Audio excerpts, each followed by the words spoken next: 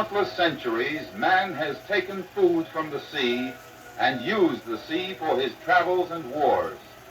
He is familiar with its surfaces, but his knowledge of what lies beneath is small.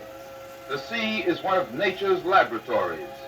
Here life constantly starts anew, an eternal miracle of creation. Here live the monstrous and the meek.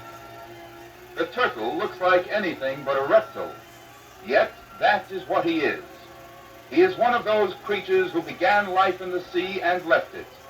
Then, after he had evolved an adequate form of living on the land, he went back to an environment much kinder to his clumsiness.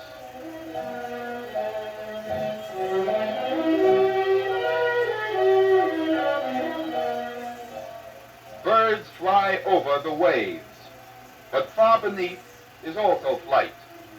Taken from the water, the spotted ray is a nondescript, ugly creature, a thing lacking in grace or beauty.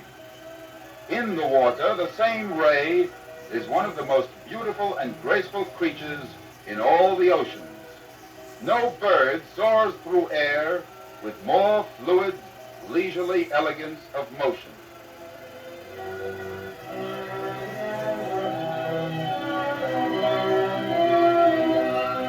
The ray literally flies down to the mussel beds, which furnish it with food. He is able to discard the inedible parts of the shellfish because of the special construction of his mouth. And this mouth is one of the characteristics that stamp him for what he is, a small, flat shark.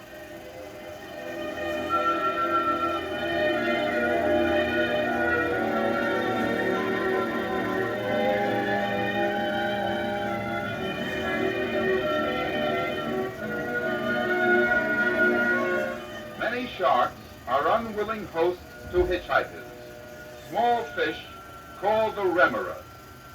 These remora go along for more than the ride. They live on the leavings of whatever the shark may find to eat. Sometimes they irritate the shark too much, and he tries to get rid of them by threshing violently through the water or rolling and scraping himself along the ocean floor.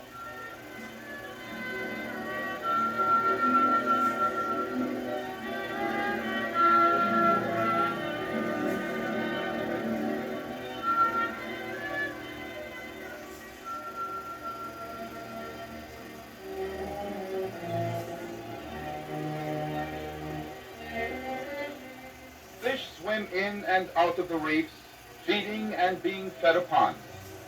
Some are solitary individuals, while others, like the bluefish, confuse their enemies by moving always in schools.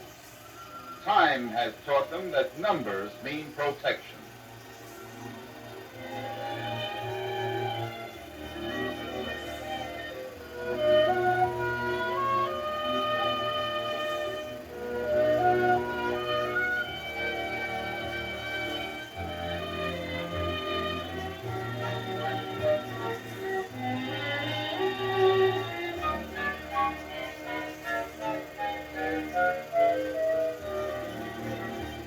The fixed smile upon the dolphin's face is a true indication of his disposition.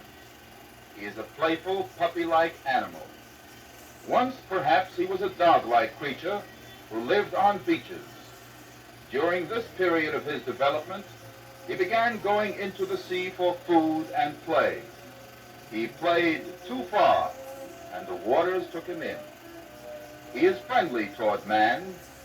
Sailors in the old days regarded a dolphin following their ship as good luck and a sign of a fortunate voyage.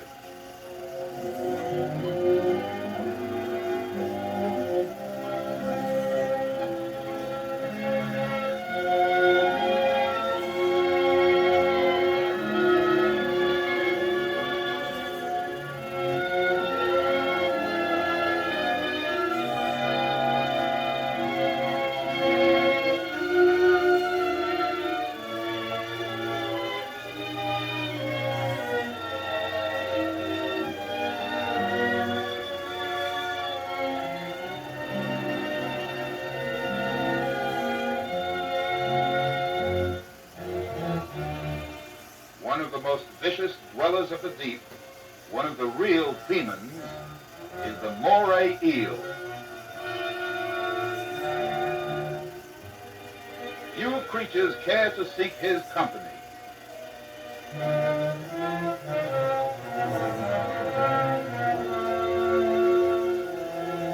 He fights with ingenuity and courage, but he seldom attacks without reason. He fights for food or for his life.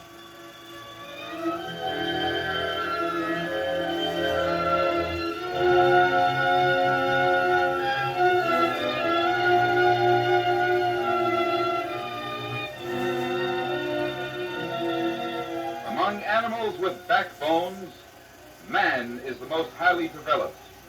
Among the backboneless creatures, the invertebrates, the octopus occupies the same position.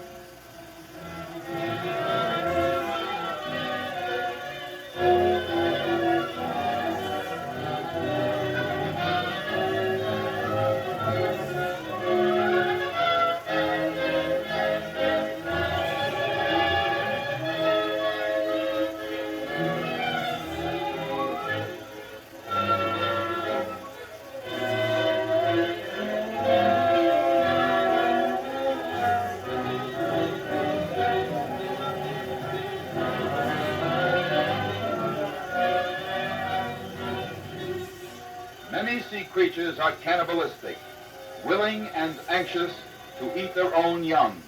Not so the octopus.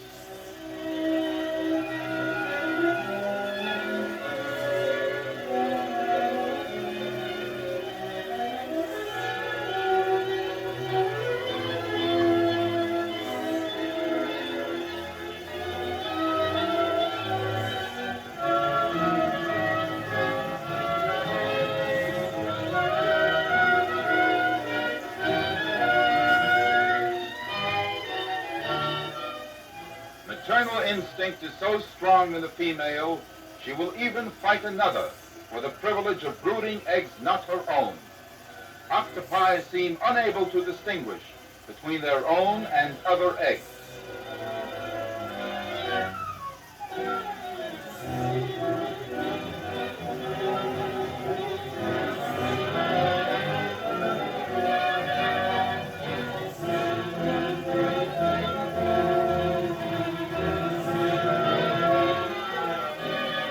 Fighting of the females may be futile, for other enemies are always near, and the worst of these through all the history of the species has been the moray eel.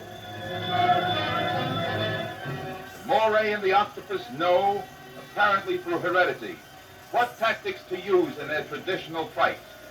The octopus fights with strong sucker-studded arms. The eel's weapons are knife-like teeth and incredible muscular control. No other battle on sea or land is as fantastic or spectacular. The stakes in the swift drama between these demons of the deep are the highest. The loser must lose life.